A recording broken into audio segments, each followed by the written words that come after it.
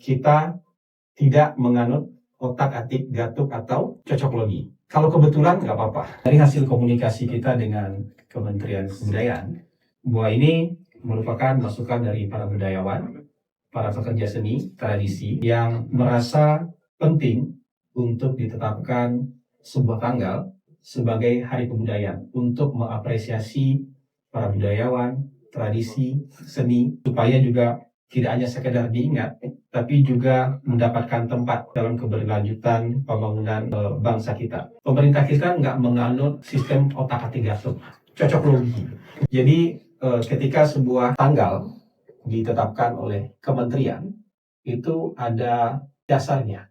Apakah itu dasar hukum, apakah itu dasar peristiwa, atau dasar sejarah. Yang harus dipahami oleh teman-teman semua, maupun masyarakat di seluruh penjuru tanah air, kita sebagai bangsa yang plural, terdiri dari berbagai macam suku bangsa, berbagai macam etnis, kebudayaan, adat istiadat. Puncak pengakuan terhadap keberagaman itu ditetapkannya Peraturan Pemerintah Nomor 66 Tahun 1951. Pada saat itu, negara mengakui keberagaman dengan memasukkan semboyan Bhinneka Tunggal Ika sebagai bagian dari lambang negara, dan memasukkan semboyan Bhinneka Tunggal Ika sebagai bagian yang tidak terpisahkan dari lambang negara.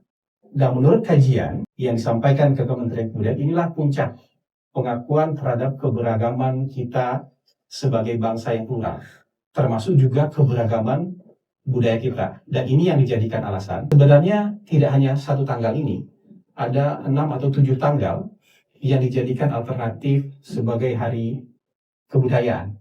Misalnya ada tanggal 2 Mei yang sudah hari pendidikan, tanggal 20 Mei, ada berapa tanggal lagi saya tidak hafal.